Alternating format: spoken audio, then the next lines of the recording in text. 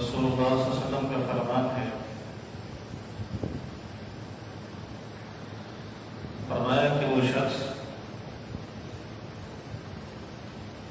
انتہائی بدبخت اور بدنصیب ہے جو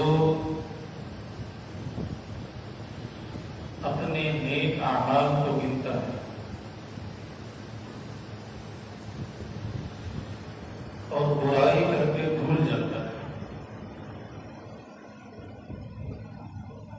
نیکی کو شمار کرتا ہے۔ آج کتنی نمازیں پڑھ لی، رمضان کے پورے روزے رکھ لیے، سب کا خیرات کیا ہے، نیکیوں کو شمار کرتا ہے، فرمایا کہ یہ بدنصیب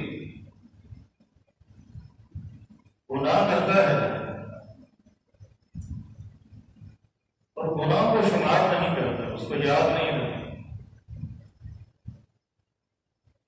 فرمایا کہ نیکی جو ہے، کوئی بھی انسان اپنی کی ہوئی نیکی کے بارے میں تیقن کے ساتھ، یقین کے ساتھ نہیں کہہ سکتا کہ میری نیکی اللہ نے قبول کر دی۔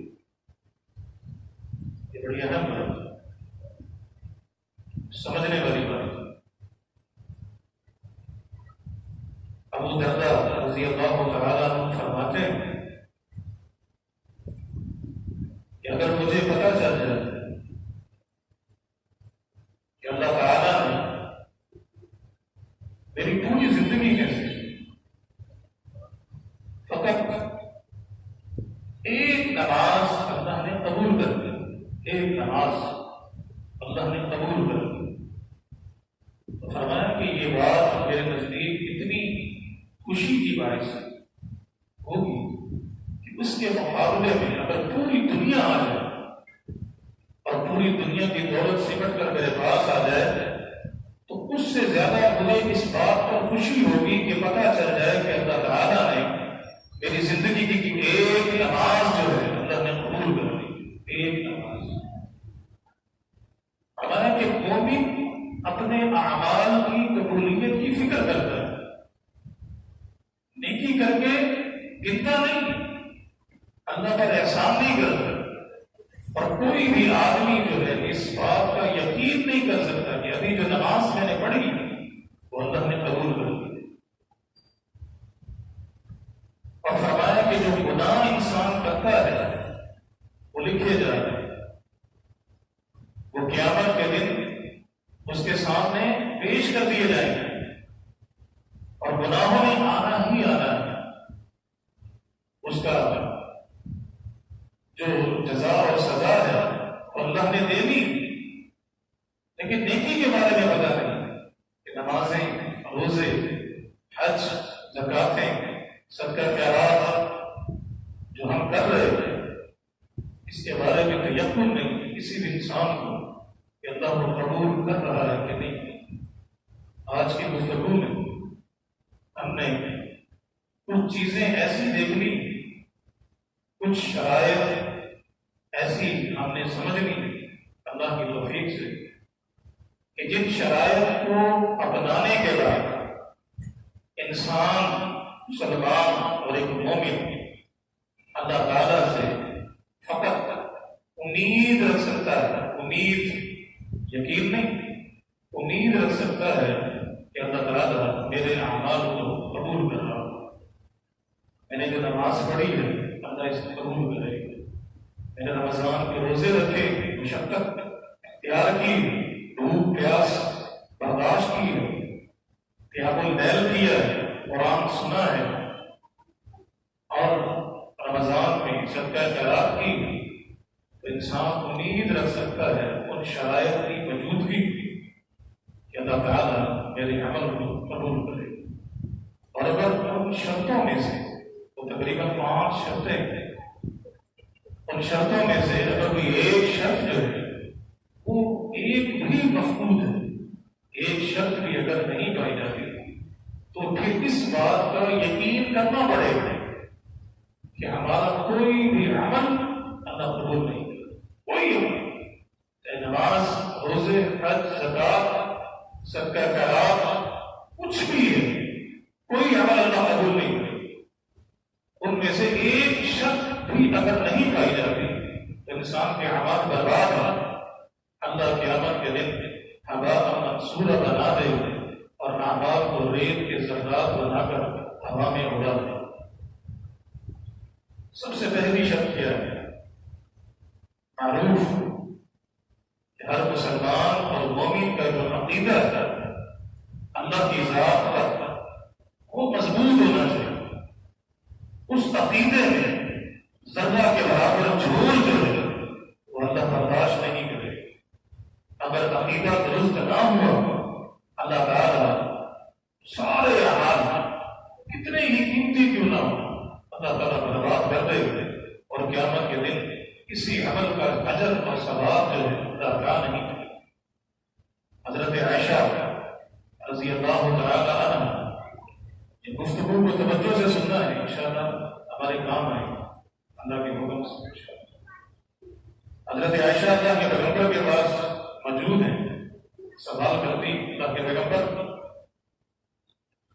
عبداللہ بن جدعان ایک وہ شخص جو نبوت سے پہلے اللہ کے پیغمبر نے ابھی نبوت کا اعلان نہیں کیا تھا، اس سے پہلے فوت ہوتا ہے اور مکہ کے اندر یہ معروف شخص تھا، بہت بڑا سفی تھا، بہت بڑا سفی۔ اس کا سیاق و سباق کیا ہے؟ یہ ایک چرواہا تھا، بکریاں چلاتا تھا۔ ایک دفعہ ایک دن اس کی ایک نظر جو ہے کسی غار پر پڑتی اور غار کا جو دہانہ ہے اس پر پتھر اس انداز سے رکھے ہوئے تھے کہ اسے تجسس ہوا کہ یہ غار کا جو دہانہ ہے یہ ترتیب سے بند کیا گیا، یہ خود بخود بند نہیں ہوا، یہ کسی نے بند کیا۔ یہ تجسس اسے پیدا ہوا، وہ غار کے دہانے کے پاس جاتا ہے اور پتھروں کو ہٹانا شروع کر دیتا ہے، پتھر ہٹاتا رہتا ہے۔ اچانک جب وہ غار کا دہانہ کھلتا ہے تو اس کے اندر اسے خزانہ ملا ہے، سونے کے انبار، ہیرے جواہرات، بہت بڑا خزانہ ہے۔ یہ خزانہ جو تھا جرہم قبیلے کا ہے، اس جگہ پر ایک قبیلہ آباد تھا جو جرہم قبیلے کے نام سے، اور وہ یمن ہجرت کر گیا۔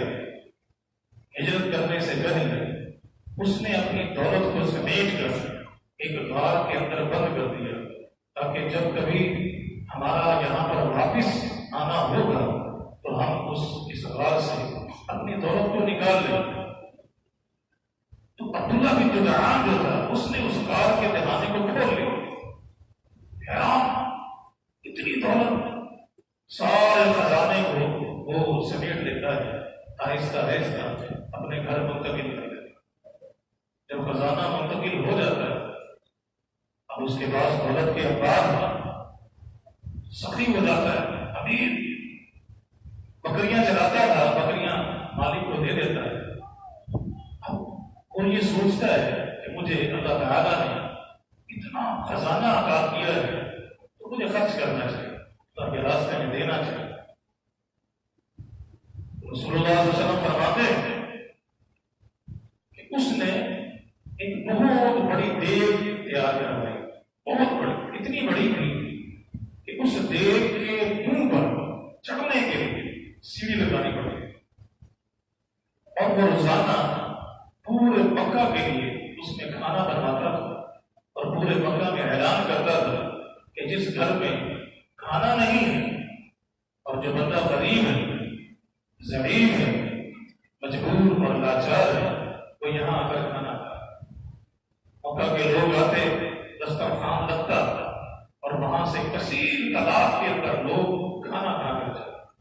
مسند احمد میں ہے، رسول اللہ صلی اللہ علیہ وسلم فرماتے ہیں کہ نبوت سے پہلے ہم اس دیگ کے سائے کے نیچے بیٹھ کر گفتگو کی، باتیں کی، اتنی بڑی دیگ تھی۔ آپ نے فرمایا کہ جب بیت اللہ میں لوگ حج کرنے آتے 1000 کی تعداد میں اونٹ ذبح کر کے اس کا گوشت بنوا کر حاجیوں کو کھلاتا، اور ہزاروں کی تعداد میں حاجیوں کو لباس دیتا ہے، یہ اس کی معروف سخاوت۔ اس کے علاوہ بے دریغ خرچ کرتا، اتنا خرچ کرتا کہ مکہ کے اندر اس جیسا جو سخی جو ہے کوئی نہیں۔ حضرت عائشہ رضی اللہ تعالیٰ اللہ کے پیغمبر سے سوال کرتی، اللہ کے پیغمبر، یہ عبداللہ بن جدعان جو تھا اتنا بڑا سخی آدمی، اتنی سخاوت اللہ کے راستے میں کرتا، حاجیوں کے لیے اونٹ ذبح کرتا، لباس دیتا، کھانے کا اہتمام کرتا اور بے دریغ خرچ کرتا، کیا قیامت کے دن اس کی سخاوت جو ہے اس کے کام آئے گی؟ کیا اللہ تعالیٰ اس کی اس سخاوت کا کوئی اجر، کوئی بدلہ، کوئی ثواب اللہ عطا کرے؟ رسول اللہ صلی اللہ علیہ وسلم فرماتے ہیں کہ عائشہ سن، عبداللہ بن جدعان واقعی بہت بڑا سخی آدمی تھا، صدقہ خیرات کی اس نے انتہا کی، بہت خیرات کرتا تھا، لیکن قیامت کے دن اس کے اس سخاوت کا ایک ذرہ کے برابر بھی جو ہے اللہ اس کو بدلہ عطا نہیں کرے، ایک ذرہ کے برابر۔ اس کی ساری سخاوت اللہ اس کو رائگاں کر دے۔ اس کی وجہ کیا ہے کہ وہ ملت ابراہیم پر تھا، اللہ کو مانتا تھا، لیکن اس کا عقیدہ درست نہیں۔ وہ اللہ کی وحدانیت میں لات منات عزا کو شریک کرتا تھا، اور اس کی توحید جو تھی وہ درست نہیں تھی، اس کا عقیدہ صحیح نہیں تھی۔ اس کی وجہ سے اللہ تعالیٰ نے اس کی پوری زندگی کی جو سخاوت ہے اللہ اس کو برباد کر، اس کا کوئی اجر ادا نہیں کرے۔ اعمال کی قبولیت کے لیے عقیدے کی درستگی جو ہے انتہا درجے ضروری ہے۔ ایک اور آدمی کا ذکر زید بن عمر بن نفیل، یہ بھی رسول اللہ صلی اللہ علیہ وسلم کی نبوت سے پہلے مر جاتا ہے۔ یہ وہ شخص ہے جس کا عقیدہ درست تھا۔ عقیدہ کیسے درست تھا؟ رسول اللہ صلی اللہ علیہ وسلم فرماتے ہیں کہ زید بن عمر جو تھا یہ یہودیوں کے پاس گیا اور وہاں جا کر اس نے سوال کیا کہ مجھے بتاؤ کہ تمہارے مذہب میں مرکزی عقیدہ جو ہے، تمہارا مرکزی عقیدہ وہ کیا ہے؟ یہودیوں نے کہا کہ ہمارا مرکزی عقیدہ یہ ہے اللہ کو ایک تسلیم کرنا جو ہے یہودیت کا یہ مرکزی عقیدہ ہے، جو بنیادی عقیدہ ہے، جو تورات کے اندر موجود کہ اللہ کو ایک ماننا۔ اس نے کہا کہ تم تو نہیں مانتے، تم تو اللہ کی وحدانیت میں عزیر کو شریک کرتے ہو اور عزیر کو اللہ کا بیٹا کہتے ہیں۔ وہ کہنے لگے تم نے ہمارے مرکزی عقیدے کے بارے میں سوال کیا ہے، عمل کے بارے میں نہیں، ہمارا عمل اس کے منافی۔ عزیر نے کہا کہ تم پر لعنت، تمہارے عقیدے پر لعنت، تم پر لعنت کہ تمہارا مرکزی عقیدہ اللہ کی وحدانیت کا اقرار ہے اور تمہارا عمل جو ہے اس کے خلاف ہے۔ وہ عیسائیوں کے پاس جاتا ہے، ان سے جا کر سوال کرتا ہے کہ تمہارا مرکزی عقیدہ کیا ہے؟ وہ کہتے ہیں کہ ہمارا مرکزی عقیدہ بھی یہی ہے کہ اللہ کی وحدانیت، اللہ کو ایک ماننا چاہیے، ایک اللہ کی عبادت، اکیلے اللہ کی عبادت۔ کہنے لگا کہ اچھا تو تمہارا عمل اس کے خلاف ہے، تم تو عیسیٰ کو اللہ کا بیٹا کہتے ہیں۔ کہنے لگے ہمارا مرکزی عقیدہ کچھ اور ہے، عمل کچھ اور ہے۔ تو زید نے کہا کہ تمہارے عقیدے پر بھی، تمہارے جو عمل ہے اس پر بھی لعنت اور تم پر بھی لعنت، اللہ کی لعنت کہ تم اللہ کو وحدانیت، اللہ کی وحدانیت ماننے کے باوجود عیسیٰ کو اللہ کا بیٹا کہتے ہیں۔ اسما بنت ابی بکر، ابو بکر صدیق رضی اللہ تعالیٰ عنہ کی بیٹی اسما جو ہے وہ کہتی کہ میں نے اپنی آنکھ سے دیکھا، اپنے کان سے سنا کہ کہ عرب میں مکہ کی دیوار کے ساتھ زید بن عمر بن نفیل جو ہے وہ ٹیک لگا کر بیٹھا ہے اور زاروں قطار رو رہا ہے، اس کی آنکھوں میں آنسو، اور کیا کہہ رہا ہے؟ کہتا ہے کہ مجھے اللہ کی قسم میں اس بات کی گواہی دیتا ہوں کہ مکہ کے جو لوگ ہیں، یہ جو مکہ کے جو لوگ ہیں، یہ ملت ابراہیم پر نہیں، یہ اللہ کی وحدانیت کو نہیں مانتے، یہ لات منات، یہ عزا، یہ حبل، یہ بت جو ہے ان کی عبادت جو کرتے ہیں یہ حرام، قطعی حرام، اللہ تعالیٰ نے اس چیز کی اجازت نہیں دی۔ تو کہتی ہے کہ میں نے آنکھوں سے دیکھا کہ وہ رو رہے۔ رسول اللہ صلی اللہ علیہ وسلم فرماتے ہیں کہ میری جب شادی ہوئی حضرت خدیجہ رضی اللہ تعالیٰ عنہا سے، اس وقت میرا مہمان بنا زید بن عمر۔ زید بن عمر جو ہے رسول اللہ صلی اللہ علیہ وسلم کے مہمان بنا، اللہ کے پیغمبر کے پاس آئے، آپ نے ان کی مہمان نوازی، آپ گوشت آپ نے بنوایا اور زید بن عمر کے سامنے پیش کیا۔ زید کہنے لگے کہ اے محمد صلی اللہ علیہ وسلم، مجھے تم اچھا لگا ہے، اچھا نوجوان ہے، تیری سیرت بھی اچھی ہے، کردار بھی اچھا ہے، لیکن یہ گوشت جو ہے نا یہ لے جائے، میں نہیں کھاتا۔ آپ نے فرمایا کہ اس کی وجہ کیا؟ میں نے آپ کی مہمان نوازی کی بڑے ادب سے، احترام سے اور بڑی خوشی سے میں نے یہ گوشت بنوایا ہے، کیوں نہیں کھاتے؟ زید نے کہا کہ میں اس لیے نہیں کھاتا کہ عرب کے اندر مکہ میں جب بھی کوئی جانور ذبح ہوتا ہے تو وہ کسی نہ کسی بت کے نام پر ذبح ہوتا ہے، تو کوئی گوشت ایسا نہیں کہ جس کے بارے میں کہا جا سکے کہ یہ بالکل خالصتاً اللہ کے نام پر اسے ذبح کیا گیا۔ اس لیے میں مکہ کے اندر جب بھی آتا ہوں، مکہ میں رہتا ہوں، تو مکہ کا گوشت نہیں کھاتا۔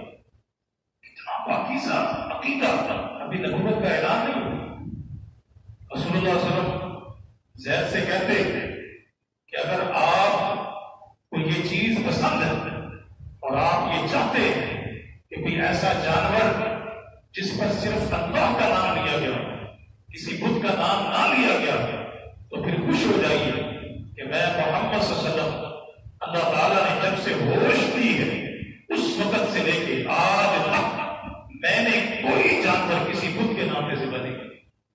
یہ جانور جو آپ کے سامنے جس کا گوشت ہے یہ بھی اللہ کے نام کا ہے، میں نے بھی آج تک کسی بت کے نام پر ذبح نہیں کیا، آپ اس کو کھا لیجیے۔ زید بن عمر بھی اس کو کھا لیتا۔ اللہ کے پیغمبر فرماتے ہیں کہ اس کی وفات ہو جاتی ہے، ابھی نبوت کا اعلان نہیں ہوا، اس کا بیٹا جو ہے وہ رسول اللہ صلی اللہ علیہ وسلم کے پاس اس کی وفات کے بعد آتا ہے۔ آپ صلی اللہ علیہ وسلم نے نبوت کا اعلان کر دیا، بیٹا مسلمان ہو جاتا ہے، آ کر سوال کرتا ہے اللہ کے پیغمبر میرے باپ زید بن عمر جو فوت ہو چکے ہیں، ان کا قیامت کے دن حشر کیا ہوگا، ان کے ساتھ اللہ تعالیٰ معاملہ کیا کرے گا؟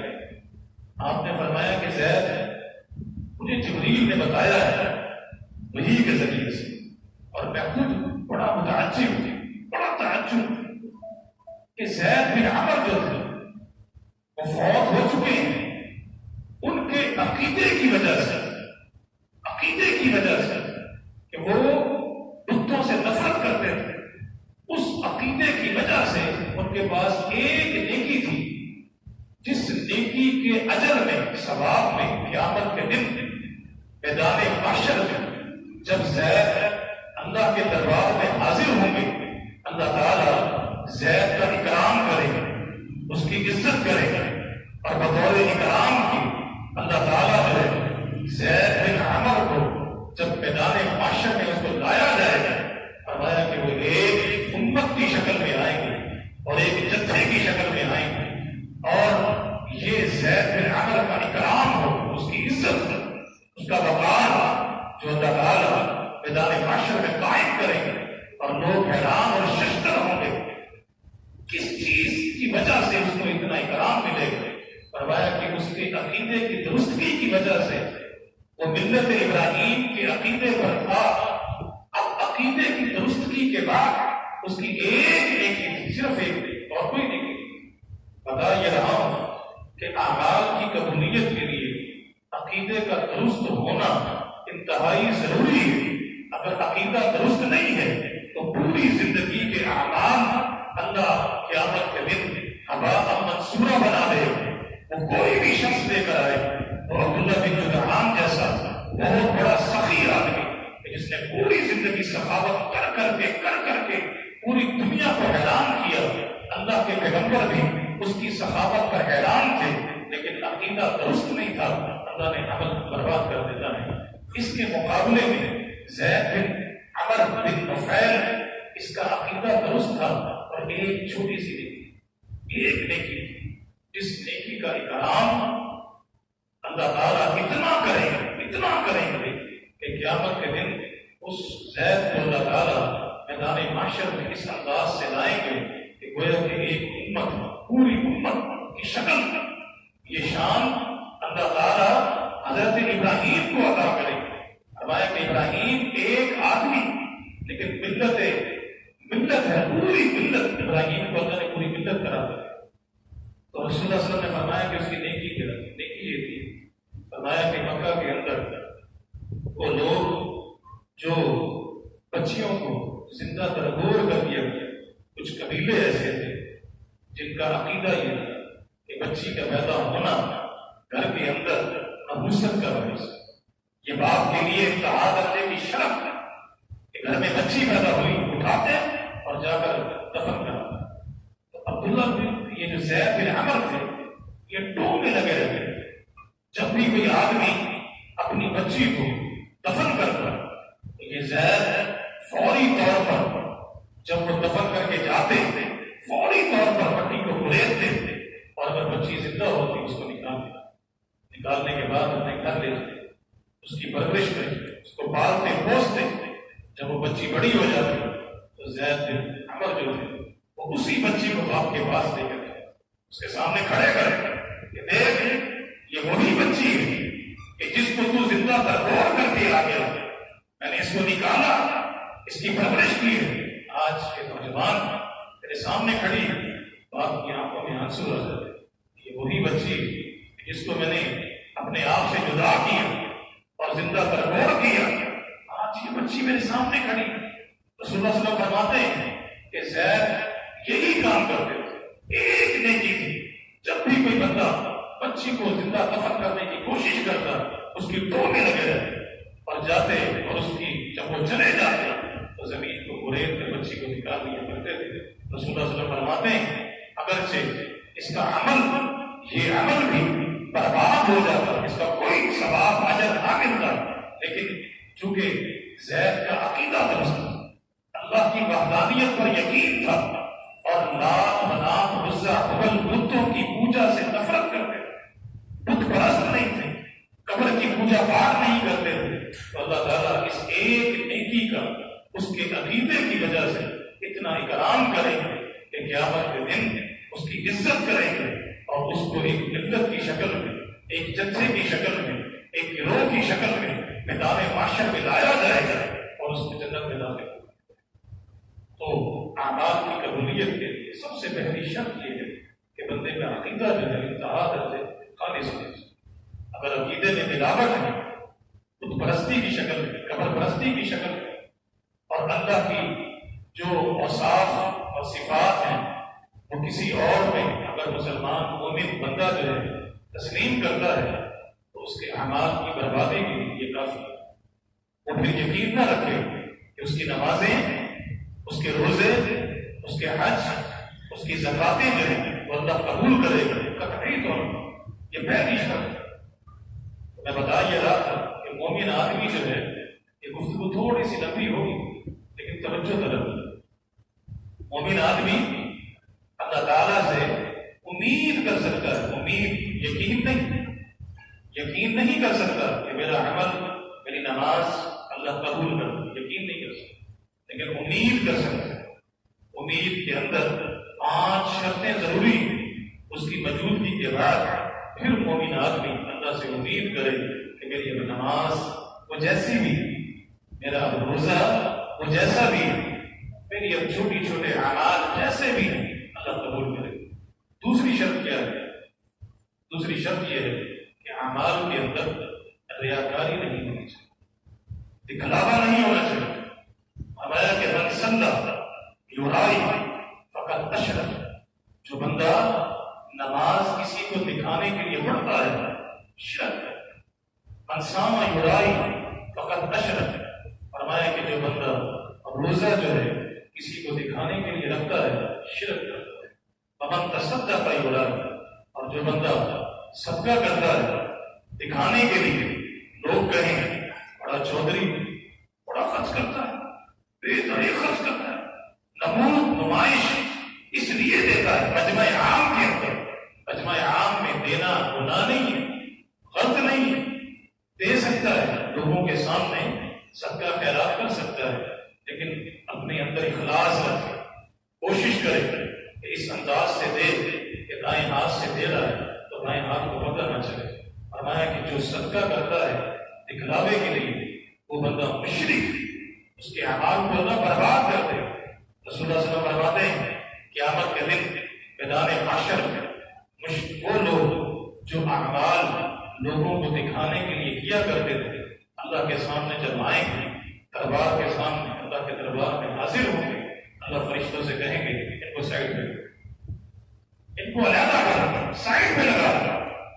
فرمایا کہ جب تک پوری مخلوق کا حساب کتاب نہیں ہوگا اللہ ان سے کلام نہیں ہے، اللہ ان کا حساب کتاب نہیں دے، اللہ تعالیٰ ان کے حساب کو دیکھے گا نہیں، ان کو علیحدہ کرو۔ فرمایا کہ وہ میدان محشر میں علیحدہ کر دیے جائیں، اب وہ کھڑے تپتی دھوپ میں تانبے کی طرح ابلتی زمین پر اور 1.25 میل پر سورج جو ہے اپنی دھوپ اپنی گرمی برسا، فرمایا کہ لوگ پسینے میں شرابور، کسی کا پسینہ پاؤں کے برابر، کسی کا پسینہ اس کے پھٹ کے برابر، کسی کا پسینہ اتنا زیادہ ہے کہ اس کے اندر اس کا پورا وجود ڈوب رہا ہے۔ فرمایا کہ اس تپتی دھوپ کے اندر جو ہے بغیر کسی سائے کے 50,000 سال وہ لوگ کھڑے رہیں گے اس انتظار کے اندر کہ اللہ ہمارا حساب کتاب کرے، اللہ ہمارا اعمال اس کو دیکھ لے۔ یہ 50,000 سال کا دن جو ہے یہ آسان نہیں، بہت مشکل۔ محدثین نے اندازہ لگایا ہے کہ آدم علیہ السلام سے لے کر اب تک کتنا عرصہ گزر چکا ہے، یہ کتنا ٹائم پیریڈ جو ہے یہ گزرا ہے، انہوں نے اندازہ لگایا ہے کہ یہ 10 سے 12,000 سال کا 10 سے 12,000 سال کا پیریڈ گزرا ہے آدم سے لے کر اب تک، اور ابھی قیامت کے اندر کتنے ایام باقی، بہت قلیل وقت، قلیل۔ آپ نے فرمایا کہ مجھے اور قیامت کو اس انداز سے بھیجا گیا ہے جیسے یہ 2 انگلیوں کو ملا کر اللہ کے پیغمبر نے بتایا، اور فرمایا کہ میرا وجود اور میری نبوت کا اعلان یہ قیامت کی علامات میں سے، قیامت کی نشانیوں میں سے، رسول اللہ صلی اللہ علیہ وسلم کا نبوت کا اعلان کر کہ اللہ کے پیغمبر آخری پیغمبر ہے اور آپ کے بعد کوئی نبی نہیں، آپ قیامت برپا ہوگا۔ اس کے مقابلے میں 50,000 سال کا ایک دن قرآن میں اللہ فرماتے ہیں کہ بندے کی جو پوری زندگی ہے یہ قلم البصر، پلک جھپکنا۔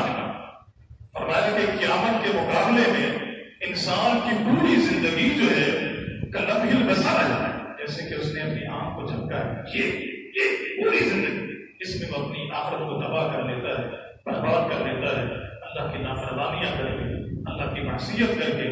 فرمایا کہ صرف ایک پلک جھپکنا 50,000 سال وہ لوگ تڑپتے رہیں، بلکتے رہیں گرمی کے اندر، تپش، اور جب اللہ تعالیٰ پوری مخلوق کے حساب کتاب سے جب فارغ ہوں گے پھر ان کو بلائیں گے، ان لوگوں کو جو دکھلاوا کرتے تھے، دیتے ہیں دکھلاوے کے لیے، نماز ہے دکھلاوے کے لیے، روزہ ہے دکھلاوے کے لیے، بندہ گھر میں نماز پڑھ رہا ہے سستی کے ساتھ، مسجد میں آیا لوگ دیکھتے رہے، نماز میں بڑا خوشبو بدبو آ گئی، لمبی نماز سجدے لگتے۔ حضرت علی کہتے ہیں بڑی حیران کن، وہ کہتے ہیں کہ کسی بندے کے بارے میں پتہ چلانا ہو کہ یہ بندہ ریاکار ہے، کسی کے بارے میں اگر یہ دیکھنا ہو کہ یہ بندہ ریاکار ہے، تو فرمایا کہ اس کے انداز سے دیکھو، ریاکار آدمی جو ہے اکیلا ہوتا ہے اس کے اعمال میں سستی ہوتی ہے، عمل میں سستی ہوگی. جب اکیلا ہے عمل میں سست ہے، نماز پڑھنے میں سست ہے، عمل کرنے میں سست. جب لوگوں میں آئے گا، مجتمع اجتماع میں آئے گا، مسجد میں آئے گا، لوگوں کے اندر آئے گا، اب وہ تیز ہے، اب عمل میں تیز ہے. فرمایا کہ لوگ اس کی تعریف کریں، خوش ہوتا ہے اور بھاگ کے کام کرتا ہے. اور لوگ اگر اس کی مذمت کریں تو وہ عمل میں سستی اختیار کریں، پیچھے ہٹ جاتا ہے. تو گویا کہ لوگوں کو دکھانے کے لیے عمل کرتا ہے. یہ ریاکار کی ایک علامت ہے. حضرت علی نے بیان فرمایا رسول اللہ صلی اللہ علیہ وسلم نے کہ جب پوری مخلوق خلائق کا حساب کتاب جب ہو جائے گا، پھر اللہ ان کو بلائیں گے، آج ان کو آگے لے گئے. اب ریاکاروں کو آگے لایا جائے. ان کی حالت انتہا درجے ابتر ہوگی، انتہائی پریشانی کا عالم، انتہائی ابتر حالت، پریشان. جب اللہ کے سامنے آئیں گے اب وہ کھڑے ہوئے، اللہ تعالیٰ کچھ رحم کرے، اللہ تعالیٰ کچھ کرم کرے. اتنا عرصہ جو ہے، اتنی تکلیف برداشت کر لی، اتنی مصیبت برداشت کر لی، اتنی پریشانی برداشت کر لی. اب تو جو ہے مسلمان ہوں گے لیکن اللہ فرشتوں سے کہیں گے کہ اتنے عرصے کے بعد ان کو اب یہ کہو کہ جن کے لیے یہ صدقہ خیرات کیا کرتے تھے، جن کے لیے یہ عمل کیا کرتے تھے، اب ان کو ان لوگوں کے پاس چھوڑ آؤ اور ان سے جا کر یہ لوگ اپنا اجر طلب کر لیں، اپنا ثواب طلب کر لیں. اللہ ان کے عمل کو دیکھے گا. اللہ کے پاس کوئی اجر نہیں، کوئی بدلہ نہیں. اور جب ان سے کوئی اجر نہیں ملے گا، فرمایا کہ اس کے بعد ان کو اٹھا کر جہنم کے سپرد کر دینا، ان کو جہنم میں داخل کر دینا. جنت کے اندر ان کا کوئی ٹھکانہ نہیں ہے. کیونکہ من صلی یرائی فقط اشرک، کہ جس نے نماز، روزہ، صدقہ خیرات جو ہے دکھلانے کے لیے کیا ہوگا، اللہ تعالیٰ کہ ہاں وہ بندہ مشرک ہوگا. ان اللہ لا یغفر ان یشرک بہ، مشرک آدمی کو اللہ کبھی جنت میں داخل نہیں کرے گا، اٹھا کے جہنم کے سپرد کر دیا جائے گا. رسول اللہ صلی اللہ علیہ وسلم فرماتے ہیں کہ سب سے پہلے جہنم کو 3 آدمیوں سے بھڑکایا جائے، ایک عالم، ایک سخی اور شہید. یہ بہت بڑے عہدے والے لوگ ہیں، بہت بڑے. ان کے فضائل اگر بیان کیے جائیں تو بڑا ٹائم درکار ہے. مختصر یہ ہے کہ سب سے پہلے جہنم کی آگ کو عالم سے بھڑکایا جائے. اللہ اٹھائے گا عالم کو، جہنم کے سپرد کر دیا جائے گا. سخی کو اٹھائے گا، جہنم کے سپرد کر دیا جائے گا. شہید کو اٹھائے گا، جہنم کے سپرد کر دیا جائے گا. اس سے جہنم کو بھڑکایا جائے گا. فرمایا کہ یہ وہ عالم، یہ سخی، یہ وہ شہید ہے کہ جن کا عمل دکھلا دے گا، علم دکھلا دے گا، سخاوت دکھلا دے گا اور شہادت دکھلا دے گا. لوگ کہیں شہید، لوگ کہیں حاجی صاحب. اب ہم جو ہیں خوش ہوتے ہیں حج کر کے آنے کے بعد کہ لوگ ہمیں حاجی صاحب کہیں. یہ دکھلاوا ہے. رسول اللہ صلی اللہ علیہ وسلم فرماتے ہیں، بڑی اہم حدیث، آپ نے فرمایا کہ دجال، ہر نبی نے دجال سے اپنی امت کو ڈرایا ہے اور ہر نبی جو ہے وہ خود بھی اللہ سے دعا کرتا رہا ہے کہ دجال کے فتنے سے بچا کے.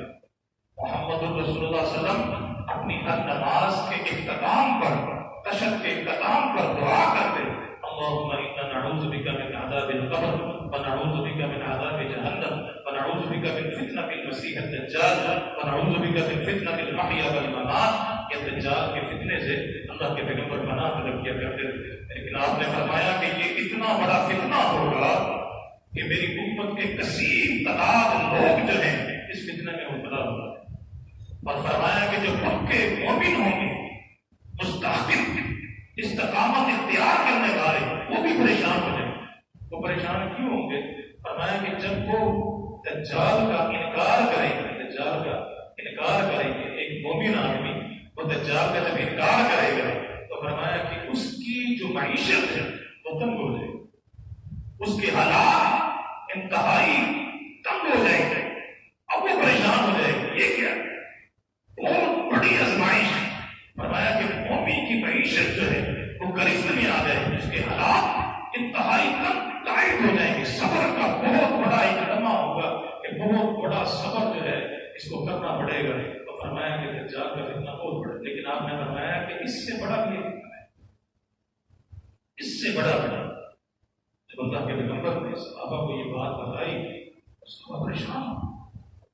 آپ نے فرمایا کہ اس سے بڑا بھی ایک فتنہ ہے جو میری امت کو تباہ کرے، برباد کرے، اور فرمایا کہ وہ ایسا فتنہ ہے جو مخفی ہوگا، پوشیدہ۔ صلی اللہ علیہ وسلم نے فرمایا کہ وہ ریاکاری، دکھلاوا میری امت کے اندر سرایت کرے گا، مخفی انداز میں، پوشیدہ انداز میں، لوگوں کو پتہ نہیں چلے گا، اور یہ ایسا عمل ہوگا جو میری امت کے لوگوں کے اعمال کو برباد کر دے، تباہ۔ ریاکار بندے کا عمل اللہ کے قبول نہیں۔ تو دو شرطیں ہوں، عقیدہ درست کرنا ہے، اور اس کے بعد عمل مخلص ہو، صرف اللہ کے اخلاص کے ساتھ۔ اللہ کے پیغمبر مسجد میں کھڑے اور آپ درس دے، آپ نے صحابہ سے کہا کہ اللہ تعالیٰ ایک عمل پر ایک اجر عطا کریں گے کہ جو بندہ وضو کرتا ہے، وضو، اور وہ وضو سردیوں کے موسم میں کرتا ہے اور ٹھنڈے پانی سے کرے، اور فرمایا کہ جب وضو کرتا ہے ٹھنڈے پانی سے، اور وہ اس پانی کے ساتھ کوشش کرتا ہے کہ اپنے پانی کو پونی سے آگے بڑھا دے، اور پانی کو ٹخنوں سے آگے بڑھا دے، تکلیف محسوس ہوتی کہ فل سردی ہے، ٹھنڈا پانی، لیکن وہ کوشش کرتا ہے وضو کو اچھے انداز سے کرنے کی، اور پانی کو آگے بڑھاتا ہے۔ تو آپ نے فرمایا قیامت کے دن جہاں جہاں تک پانی جائے گا اس کے جو اعضاء ہیں وہ چمک رہے۔ ابو ہریرہ رضی اللہ تعالیٰ عنہ بیٹھے مجلس کے اندر، فوری جب اللہ کے پیغمبر فارغ ہوتے ہیں، حضرت ابو ہریرہ اٹھ کر چلے جاتے، سردیوں کا موسم، ٹھنڈا پانی لیتے ہیں لوٹے کے اندر، اور ایک باغ کے اندر جا کے بیٹھ جاتے وضو کرتے۔ ایک صحابی آتے ہیں، آ کر دیکھتے ہیں ابو ہریرہ اتنی ٹھنڈی رات، ٹھنڈا پانی، اور آپ وضو کر رہے ہیں۔ ابو ہریرہ چونک جاتے ہیں، کھڑے ہو جاتے ہیں، کہنے لگے کہ میں یہ عمل صرف اخلاص کے ساتھ اللہ کے لیے کر رہا تھا، اس نیت سے کہ اللہ کے پیغمبر نے اس کا اجر بیان کیا ہے، اور ہو سکتا ہے کہ ابو ہریرہ صبح فوت ہو جائے، موت کا پتہ نہیں ہے، موت تو ہر وقت انسان کے سر پر ڈلا رہی ہے، کہ اللہ کے پیغمبر کی حدیث پر عمل کرنے کے لیے کشیدہ بیٹھا تھا کہ میرا عمل دکھلاوے کے اندر نہ آئے، ریاکاری نہ بن جائے، اور یہ عمل اللہ قبول کر لے۔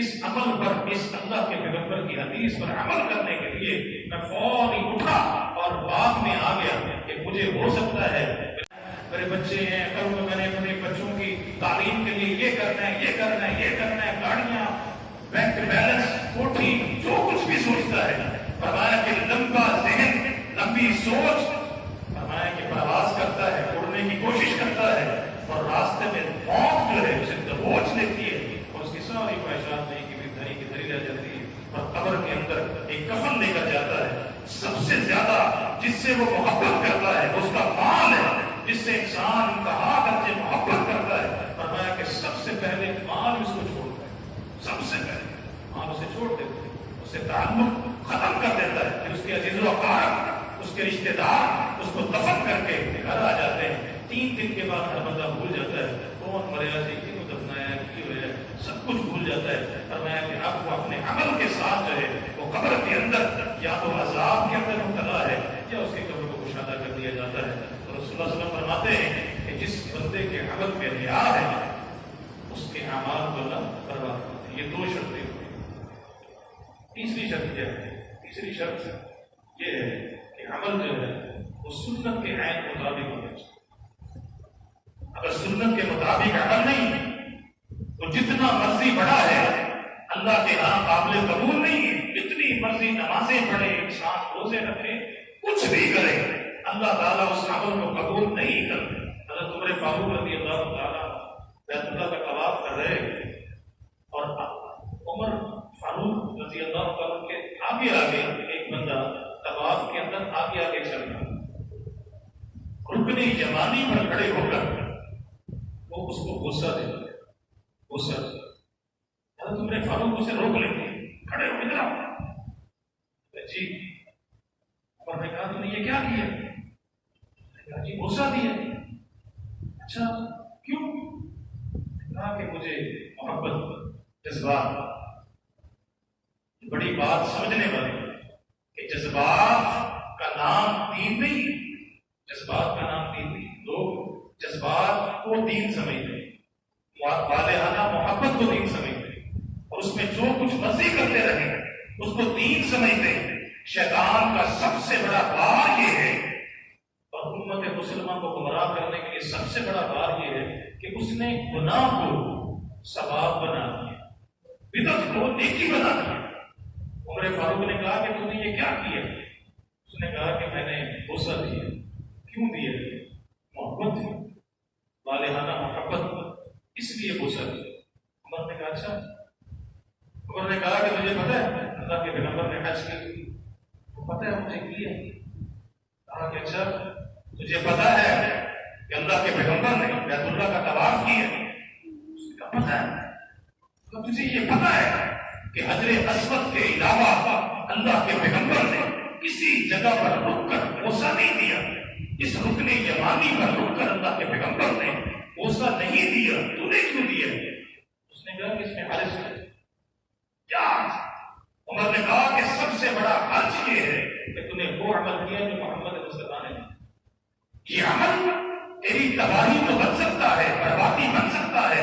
اس عمل سے اللہ تجھ سے ناراض ہو سکتا ہے کہ جس محمد کو اللہ نے کہا ہے لَقَدْ كَانَ لَكُمْ فِي رَسُولِ اللَّهِ أُسْوَةٌ حَسَنَةٌ مَن يُطِعِ الرَّسُولَ فَقَدْ أَطَاعَ اللَّهَ، کہ جو اللہ کے رسول کی اطاعت کرتا ہے اللہ کی اطاعت کرتا ہے، اور جو اللہ کے رسول کی اطاعت نہیں کرتا يُبْطِلُ أَعْمَالَكُمْ، اس کے اعمال کو اللہ برباد کرتا ہے۔ تیرا عمل برباد ہو سکتا ہے، تیرا وہ عمل اللہ قبول کرے گا جو سنت کے عمل ہے۔ رسول اللہ صلی اللہ علیہ وسلم فرماتے ہیں قیامت کی علامات میں سے ایک علامت یہ ہے کہ یأتی من امتی اقوام، ہمارے کہ میری امت میں سے بہت سارے گروہ اور قومیں ایسی آئیں گی قرب قیامت، فرمایا کہ تتجارا بہم تلک الاہواء، فرمایا کہ اللہ کے دین کے اندر جو وہ بدعات داخل کریں گے، وہ بدعات جو ہے ان کے جسموں میں اس طرح سرایت کرے گی، فرمایا کہ جس طرح بابلا کتا جو ہے، بابلا کتا جو بہکا ہوا ہوتا ہے، جو پاگل، فرمایا کہ جب وہ کسی آدمی کو کاٹ لیتا ہے اور اس کی زہر جو ہے پورے انسان کے جسم کے اندر تیزی کے ساتھ پھیلتی ہے اور اس کو باہر نکالنا مشکل ہوتا ہے، فرمایا کہ اسی طرح میری امت کے بہت سارے اقوام اور بہت سارے گروہ ایسے ہوں گے کہ جس میں بدعات اس طرح سرایت کریں گی، اس طرح ایک بابلا کتا جو ہے کسی کو کاٹے اور اس کے جسم میں سرایت کرے۔ رسول اللہ صلی اللہ علیہ وسلم فرماتے ہیں کہ وہ نکلیں گی نہیں، بڑی تعجب ہوگی، فرمایا کہ نکلیں گی۔ آپ نے یہ بھی فرمایا کہ وہ لوگ قرآن و حدیث کو جانتے ہوں گے اور والہانہ محبت کریں گے، والہانہ محبت، لیکن عمل نہیں کر سکیں گے۔ آپ نے فرمایا کہ جس طرح کتا، بابلا کتا جو ہے وہ پانی تلاش کرتا ہے، پانی کی تلاش میں مارا پھرتا ہے، لیکن جب وہ پانی کے پاس پہنچتا ہے پینے کی کوشش کرتا ہے، پانی پیتا نہیں، گھبرا جاتا ہے، پیچھے ہٹتا ہے، اسے خوف آتا ہے، پاگل ہے، پانی کی تلاش میں مارا پھرتا ہے لیکن اس کو پیتا نہیں، خوف آتا ہے، پیچھے ہٹ جاتا ہے۔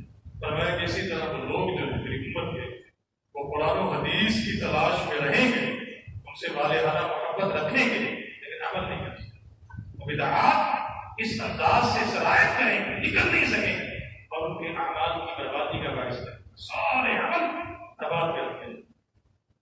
تیسری شرط جو ہے عمل سنت کے مطابق ہے۔ سلمان فارسی رضی اللہ تعالیٰ عنہ، یہ سنن دارمی کی حدیث کہتے ہیں کہ اللہ کے پیغمبر نے ایک دن ایک حدیث بیان کی، بڑی تعجب خیز ہے۔ آپ نے فرمایا کہ سنو، اگر ایک آدمی جو ایک آدمی اپنی جوانی، ابھی وہ جوان ہوا ہے اور اس جوانی کے اندر وہ بیت اللہ چلا جاتا ہے، بیت اللہ میں داخل ہوتا ہے اور بیت اللہ میں اپنے آپ کو بند کر لیتا ہے، بیت اللہ میں رہتا ہے، طواف کرتا ہے، نمازیں کہیں جاگتا ہے کہیں سوتا ہے، کھانا پینا اس کا وہیں پر ہے، اور اپنی پوری زندگی جو ہے بیت اللہ کے اندر ہی گزار دیتا ہے، بیت اللہ کے اندر پوری زندگی گزار دیتا ہے۔ اب ایک نماز بیت اللہ کی جو ہے 1,00,000 نماز کے برابر، ایک نماز 1,00,000 نمازوں کے برابر۔ اس نے پوری زندگی بیت اللہ کے اندر اپنے آپ کو بند کر لیا اور پوری زندگی بیت اللہ نے گزار دی، اور وہاں سے باہر نہ نکلا اور نمازیں پڑھتا رہا، طواف کرتا رہا، حجر اسود کو بوسے دیتا رہا۔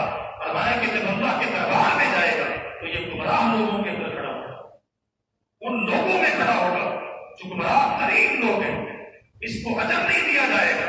وجہ کیا ہے؟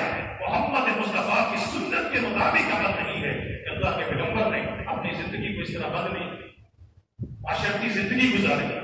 آپ معاشرے کے اندر رہے، آپ نے جہاد کی ہے، آپ نے معاملات کی، آپ خامد بھی بنے، آپ تاجر بھی بنے، آپ باپ بھی بنے، آپ نے زندگی کے ہر مرحلے کو پورے دین کے مطابق سر انجام کر کے دکھایا ہے۔ فرمایا کہ یہی چیز ایسی ہے کہ جو بندہ کوئی ایسا عمل کرے کہ جو محمد رسول اللہ صلی اللہ علیہ وسلم کی سنت کے مطابق نہیں ہے، اللہ کے نام اس کا عمل برباد۔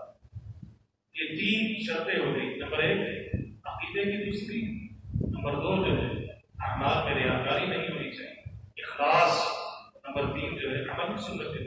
اب 2 چیزیں باقی رہتی ہیں، سمجھ رہے ہیں؟ چوتھی چیز جو ہے رسول اللہ صلی اللہ علیہ وسلم فرماتے ہیں کہ وہ شخص جس کے اندر اگر یہ بدعملی موجود ہے تو وہ یقین رکھے اس بات کا کہ اس کی کوئی نماز، کوئی روزہ، کوئی حج، کوئی زکات جو ہے اللہ قبول نہیں قبول کرے، اتنا مرضی ٹکرے مار۔ فرمایا کہ جس بندے کا رزق جو ہے وہ حرام کا ہے، حرام کا رزق کھانے والا جو ہے اس کا کوئی عمل اللہ قبول نہیں کرے، نمازیں پڑھے، روزے رکھے، حج کرے، کچھ بھی کرتا ہے، اگر رزق کے اندر حرام کی ملاوٹ ہے اللہ تعالیٰ اس کے اعمال کو برباد کر دے گا، اور اس بات پہ اس کو یقین ہونا چاہیے کہ اس کا کوئی عمل اللہ قبول نہیں کرے۔ رسول اللہ صلی اللہ علیہ وسلم فرماتے ہیں ایک آدمی بیت اللہ جاتا ہے حج کرنے کے لیے، معروف حدیث ہے، آپ نے سنی ہے، تذکیر کے لیے میں دہرا رہا ہوں کہ فرمایا کہ لمبا سفر کرتا ہے، اشعث اغبر، فرمایا کہ بڑا گندا بال ہے، انتہائی بسیدہ حالت ہے۔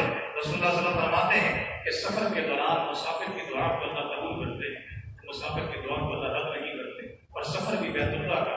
فرمایا کہ جو بندہ بیت اللہ جا کر بیت اللہ کا طواف کرتا ہے اور طواف کے دوران اللہ سے دعا کرتا ہے، اللہ اس کی دعا کو بھی قبول کرتے ہیں، رد نہیں کرتے۔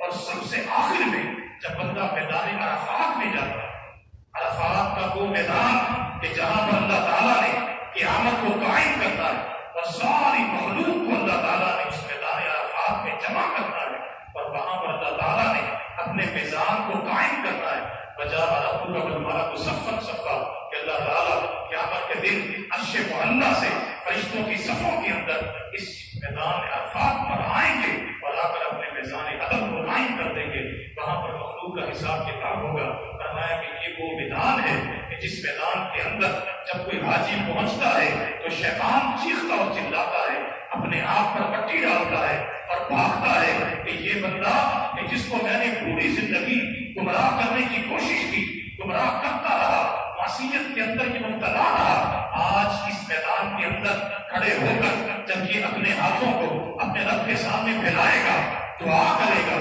اللہ اس کے سارے گناہوں کو معاف کر دے گا۔ میری محنت پوری زندگی کی رائگاں چلی جائے گی، میں نے پوری زندگی جو محنت کی ہے وہ ختم ہو جائے گی۔ شیطان نے اللہ کے سامنے کھڑے ہو کر اللہ کے عزت کی اور اللہ کی جلالت کی قسم کھائی تھی، ابھی عزت کا ابھی جلالی کا، اللہ تیری عزت اور جلالت کی قسم ہے، میں آدم کے بیٹے کو گمراہ کروں گا، اس کی ہر طرف سے، دائیں سے بھی، بائیں سے بھی، آگے پیچھے، اوپر نیچے سے، تمام جہتوں سے اس کو گمراہ کرنے کی کوشش کروں گا اور اپنے ساتھ جہنم کے اندر لے کر جاؤں گا۔ رسول اللہ صلی اللہ علیہ وسلم نے فرمایا کہ جب شیطان نے یہ قسم اٹھائی کہ اللہ نے بھی قسم اٹھائی، اللہ نے کہا کہ اچھا سن، مجھے بھی پھر اپنی عزت اور جلالت کی قسم، تو نے میری عزت اور جلالت کی قسم اٹھائی ہے، میں اللہ جو ہے اپنی عزت اور جلالت کی خود قسم اٹھاتا ہوں اور یہ کہتا ہوں کہ پوری زندگی انسان اگر گناہ کرتا رہے، اپنی آخری سانس سے پہلے اگر تو میرے دربار میں آ کر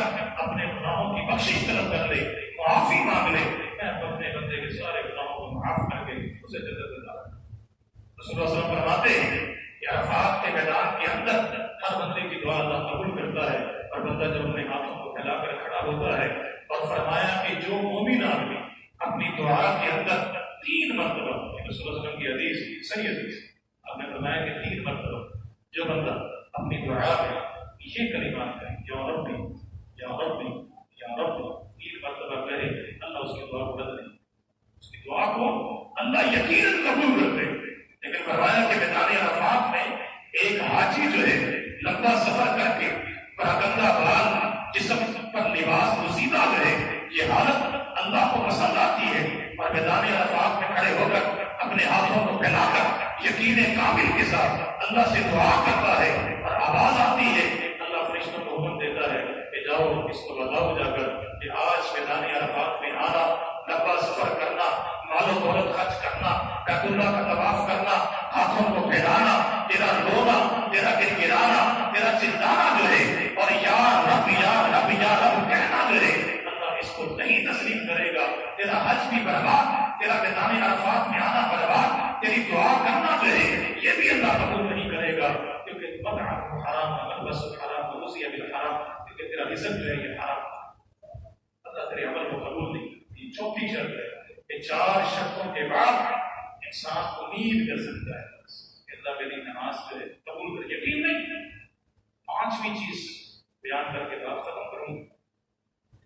رسول اللہ صلی اللہ علیہ وسلم مسجد میں آتے، صحابہ کی جماعت بیٹھی، آپ درس شروع کرتے، خطبہ دیتے، آپ نے کہا سنو، یأتی یوم القیامت اقوام، آپ نے فرمایا کہ قیامت کے دن اللہ کے دربار میں کچھ قومیں، کچھ لوگ ایسے آئیں گے کہ اعمال التہام، فرمایا کہ ان کے پاس عمل ہوں گے، عمل بڑے بڑے بڑے، فرمایا کہ تہامہ پہاڑی سلسلہ، مکہ کے اندر ایک پہاڑی سلسلہ ہے جسے تہامہ ہے، اور اس میں بڑے بڑے پہاڑ ہیں، میلوں لمبے، فرمایا کہ ایسے لمبے بڑے بڑے عمل کچھ لوگ قیامت کے دن میدان حشر میں اللہ کے دربار میں لے کر آئیں گے، بڑے بڑے عمل، نمازیں بھی، روزے بھی، حج، زکاتیں، صدقہ خیرات،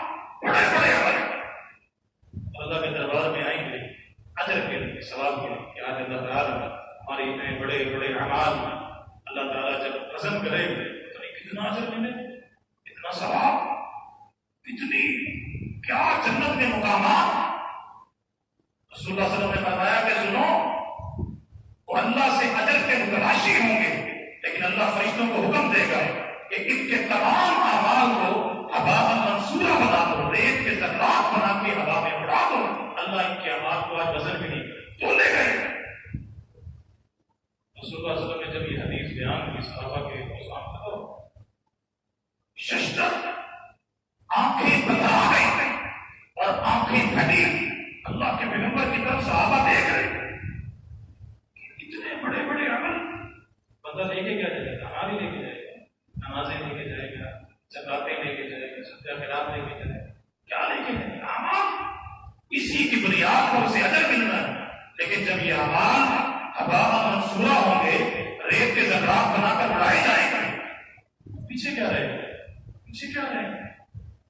اللہ کے پیغمبر صفہم لنا، بتائیے ان لوگوں کی صفات جلدی بیان کیجئے، یہ نہ ہو کہ کہیں ہم بھی نمازیں پڑھتے ہیں، روزے رکھتے ہیں، ہم بھی عمل کرتے ہیں، ہمارے اعمال اللہ تعالیٰ برباد نہ کرتے۔ جلدی بتائیے وہ کون سے لوگ ہوں گے کہ جن کی نمازیں، جن کے روزے، جن کے حج، زکاتیں، صدقہ خیرات، سارے عمل اللہ برباد کر دے گا، بتائیے وہ لوگ کون سے ہوں گے؟ رسول اللہ صلی اللہ علیہ وسلم نے فرمایا کہ تم جیسے ہی ہوں، تم جیسے ہی ہوں گے، نمازوں پڑھنے میں، روزے رکھنے میں، حج کرنے میں، زکاتیں دینے میں، لیکن ایک بدعملی ان میں ایسی ہوگی جو تم میں نہیں، یہ اللہ کا شکر ہے، صحابہ میں تم میں نہیں، وہ ایک بدعملی ان میں ایسی ہوگی جو تم میں نہیں۔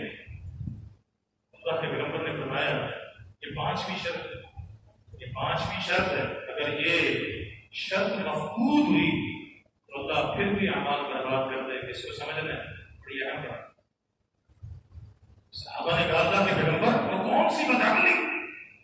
آپ نے فرمایا کہ وہ بدعملی یہ ہوگی ایک گناہ یہ ہوگا کہ وہ لوگوں کے سامنے متقی تھے، نیک تھے، حاجی تھے، نمازی تھے، تہجد گزار تھے، سب کا خیرات دینے والے، لیکن جب وہ علیحدہ بیٹھتے، اپنی انفرادی زندگی میں آتے، جب وہ بند کمرے میں بیٹھتے تو پھر اللہ کی محرمات کو کمال کرتے، اللہ کے حرام کردہ اعمال کو اختیار کرتے، فحاشی کا ارتکاب کرتے، یہ سوچتے ہوئے اور میں کون دیکھنے دے رہا، کوئی نہیں دیکھ رہا، اب مجھے کوئی نہیں دیکھ رہا، اب مجھے کوئی نہیں دیکھ رہا، تو وہ دکان پر بیٹھا ہے، گھر میں بیٹھا ہے، اب وہ گناہ کر رہا ہے اس سوچ سے کہ مجھے کوئی نہیں، اب کون دیکھ رہا ہے؟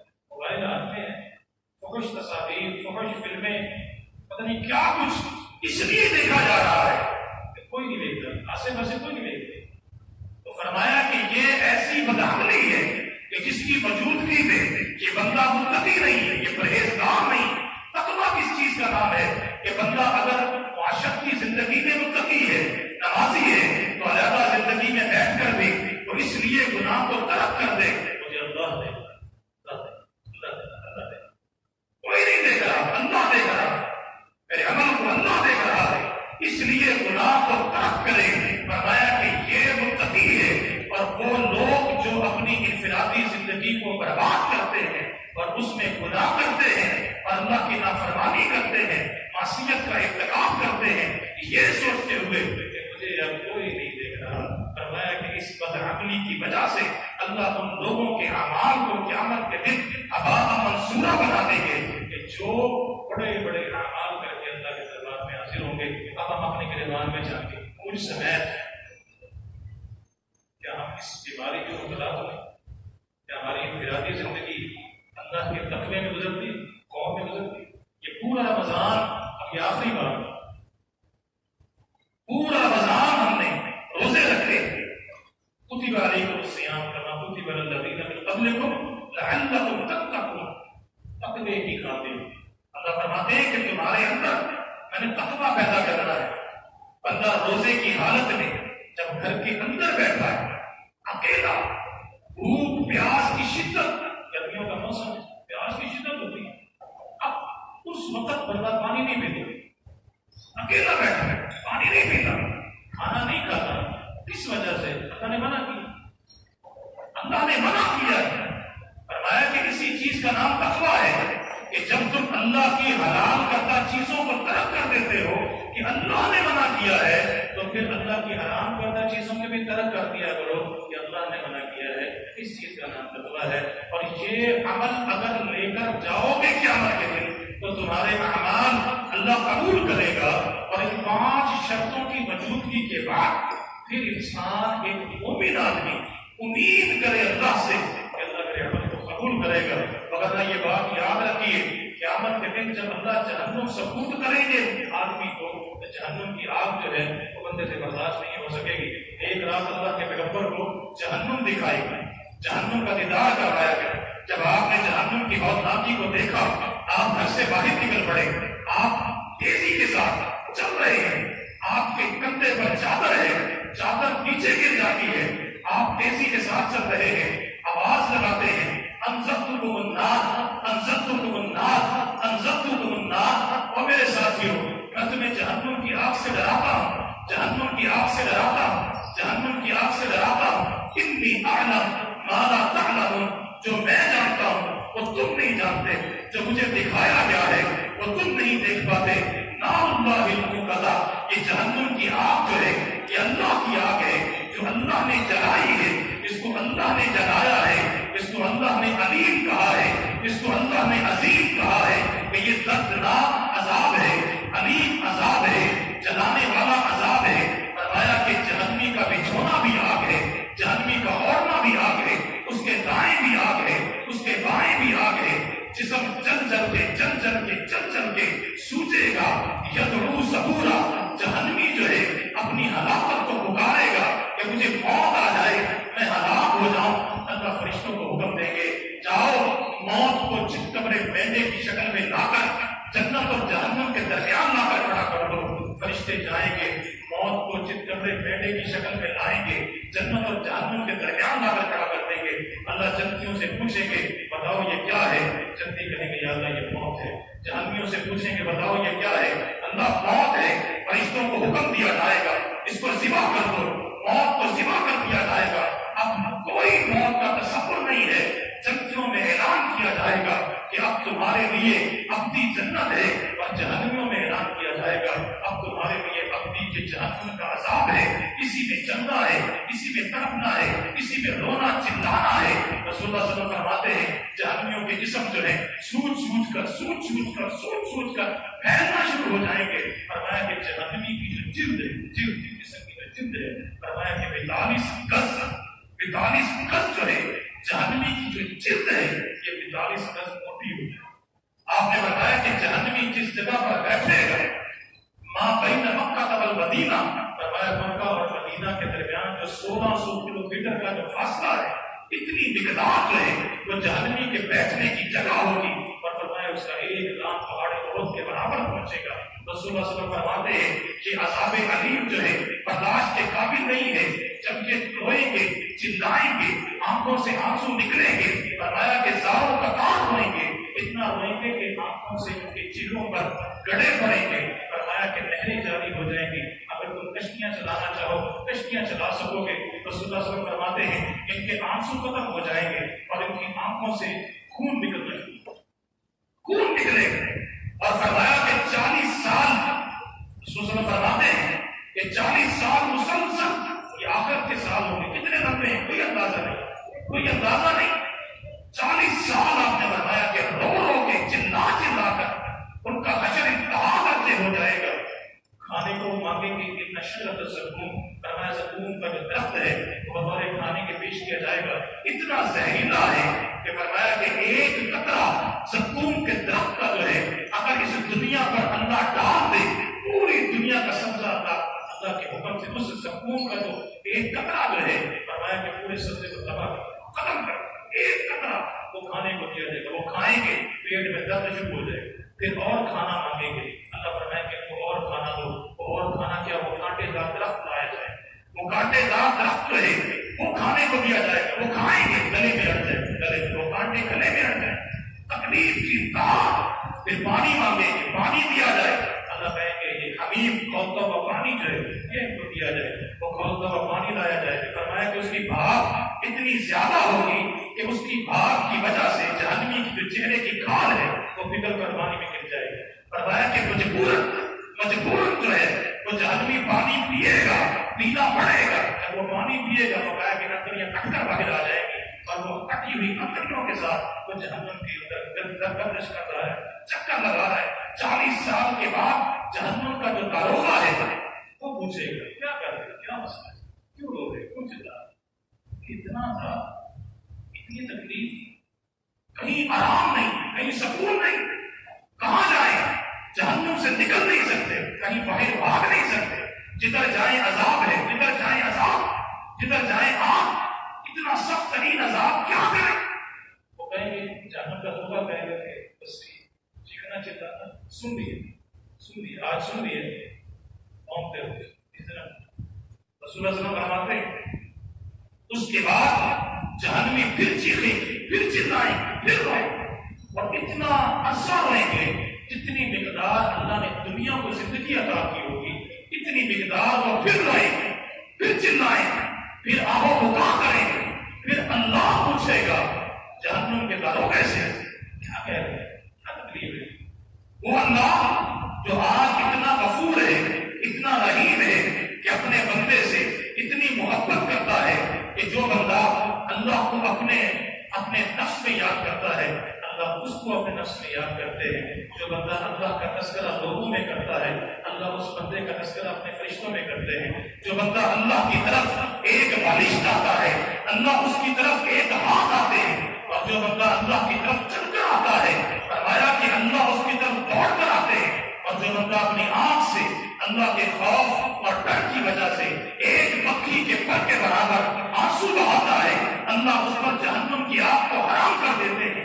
یہ اللہ اتنا غفور ہے، اتنا رحیم ہے، اور جہنم کے اندر جب جہنمی چلیں گے، تڑپیں گے، چیخیں گے، چلائیں گے، اللہ کو رحم نہیں آئے گا۔ اللہ کتنے عرصے کے بعد جہنم کے دروازے سے پوچھیں گے کیا کہہ رہے ہیں، کہیں گے چیخ رہے ہیں، چلا رہے ہیں، اتنا عذاب ہے، برداشت نہیں ہوگا۔ انصحوا ولا تكذبون. اللہ قرآن میں اس کو نقل کرتے ہیں کہ اللہ کا جواب یہ ہوگا کہ کوئی رحم کا متقاضی نہ ہو.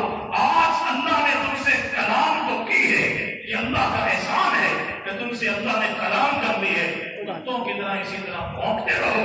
آج کے بعد اللہ تم سے کبھی کلام بھی نہیں کرے گا. رسول اللہ صلی اللہ علیہ وسلم فرماتے ہیں کہ جہنمی جو ہے اس وقت پھر مایوس ہو جائے، اس وقت مایوس ہو جائے گے اور جہنم کی دہک گئی آگ اور عذاب کے اندر اس کا دل جو ہے وہ جلتے اور چیختے اور چلاتے رہیں گے. میرے بھائی یہ 5 شرطیں اس میں ہم نے اپنا محاسبہ کرنا ہے اور اس کے بعد پھر ہم اللہ سے امید رکھ سکتے ہیں کہ اللہ تعالیٰ ہمارے عمل کو قبول کرے گا. اللہ تعالیٰ ہمارے روزوں کو جو قبول کرے. دعا کریں اللہ تعالیٰ ہمارے اعمال کو قبول کرے. یہ چھوٹے چھوٹے اعمال ہیں، ہم اپنی پورے بہت ضعیفی کے ساتھ، کمزور ایمان کے ساتھ کرتے ہیں، لیکن اللہ سے دعا مستقل کرتے رہے کہ اللہ تعالیٰ ہمیں عقیدے کی توفیق عطا فرمائے، ریاکاری سے بچائے، اتباع سنت کے مطابق عمل کی توفیق عطا فرمائے اور ہمارا رزق جو ہے وہ پاکیزہ ہو اور ہماری جو انفرادی زندگی اس میں ہم اللہ سے ڈر جائیں. پھر قیامت کے دن کیا ہوگا؟ وسیق الذین اتقوا ربهم الى الجنة زمرا. اللہ فرماتے ہیں ایسے متقین لوگوں کو میں جنت میں داخل کروں گا اور بغیر حساب کتاب کے داخل رکھوں گا. خوش و خرم جنت میں جائیں گے. اور فرمایا کہ جب جنت میں داخل ہوں گے ایک جنت ایسی ہے فرمایا کہ جس کو اللہ نے اپنے ہاتھ سے بنایا اسے جنت عدن ہے. جنت کے بہت سارے مراتب ہیں، درجات ہیں. ایک جنت الفردوس. آپ نے فرمایا جنت الفردوس اللہ سے مانگا کرو کیونکہ یہ اللہ کے عرش کے نیچے ہے. یہ لوگ اللہ کے ہمسائے ہوں گے. لیکن ایک جنت ایسی ہے جسے جنت عدن کہتے ہیں. آپ نے فرمایا کہ وہ اللہ نے اپنے ہاتھ سے بنایا. اس کی خوبصورتی بہت زیادہ، اس کی نفاست بہت زیادہ ہے. فرمایا کہ وہ متقین جو لوگ تقوی دار جن میں تقوی ہوگا اللہ ان کو جنت عدن میں داخل کرے. اللہ سے دعا ہے مجھے بھی آپ کو